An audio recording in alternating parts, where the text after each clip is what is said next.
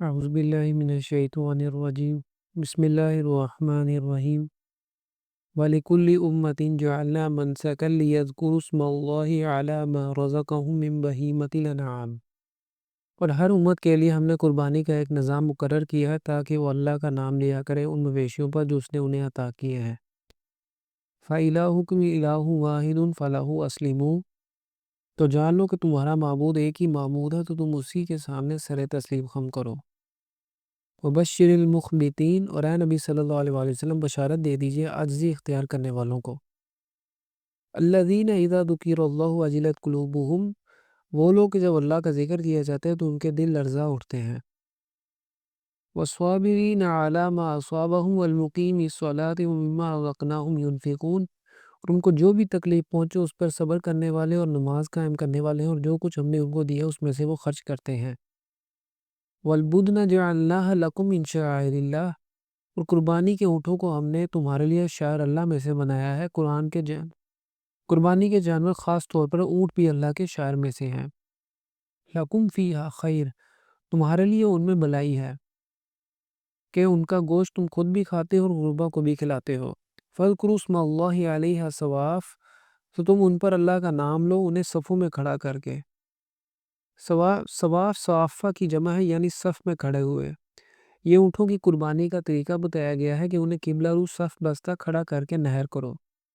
چونکہ اونٹ کو گرا کر ذبح کرنا بہت مشکل ہے، اس لیے کھڑے کھڑے ہی اس کی گردن پر برچھا مارا جاتا ہے۔ اس سے اس کی گردن کی بڑی رگ سے خون کا فوارہ چھوٹتا ہے، اور جب زیادہ خون نکل جاتا ہے تو وہ خود بخود نیچے گر پڑتا ہے۔ حدیث میں آتا ہے کہ حجۃ الوداع کے موقع پر حضور صلی اللہ علیہ وآلہ وسلم نے 100 اونٹوں کی قربانی دی تھی، جن میں سے 63 اونٹوں کو آپ صلی اللہ علیہ وآلہ وسلم نے اسی طریقے سے خود اپنے دستے مبارک سے نحر فرمایا تھا۔ حضور صلی اللہ علیہ وآلہ وسلم جو ہی ایک اونٹ کو برچھا مارتے تھے، اگلا اونٹ فوراً اپنی گردن حاضر کر دیتا تھا۔ گویا آپ صلی اللہ علیہ وآلہ وسلم کے ہاتھوں ذبح ہونا ان کے لیے ایک بہت بڑا اعزاز تھا۔ فَإِذَا وَجَبَتْ جُنُوبُهَا، تو جب ان کے پہلو زمین پر ٹک جائیں، جب خون بہنے سے اونٹ کمزور ہو جاتا ہے تو پھر وہ ایک طرف کو اپنی کروٹ کے بل زمین پر گر پڑتا ہے۔ فَكُلُوا مِنْهَا وَأَطْعِمُوا الْقَانِيَ وَالْمُعْتَرَ، تب اس میں سے خود بھی کھاؤ اور قناعت سے بیٹھے رہنے والے اور سوال کرنے والے کو بھی کھلاؤ۔ ایسے مواقع پر ان سفید پوش نداروں کو بھی مت بھولو جو اپنی خودداری اور قناعت کے سبب کسی کے آگے دستے سوال دراز نہیں کرتے۔ كَذَلِكَ سَخَّرْنَاهَا لَكُمْ لَعَلَّكُمْ تَشْكُرُونَ، اسی طرح ہم نے ان کو تمہارے لیے مسخر کر دیا ہے تاکہ تم شکر ادا کرو۔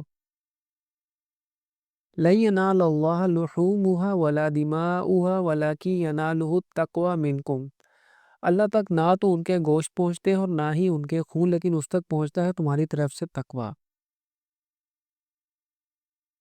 چنانچہ قربانی کا اصل مقصود ہمارے دلوں کا تقوی اور اخلاص ہے۔ اللہ کے ہاں جو چیز اہم ہے وہ یہ ہے کہ جو شخص قربانی دے رہا ہے وہ اپنی معمول کی زندگی میں اس کی نافرمانی سے کتنا ڈرتا ہے۔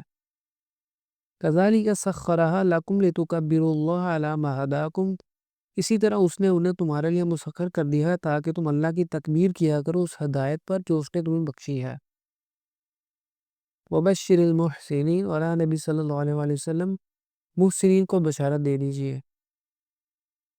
ان اللہ یدافع عن الذین آمنوا، یقیناً اللہ مدافعت کرے گا اہل ایمان کی طرف سے۔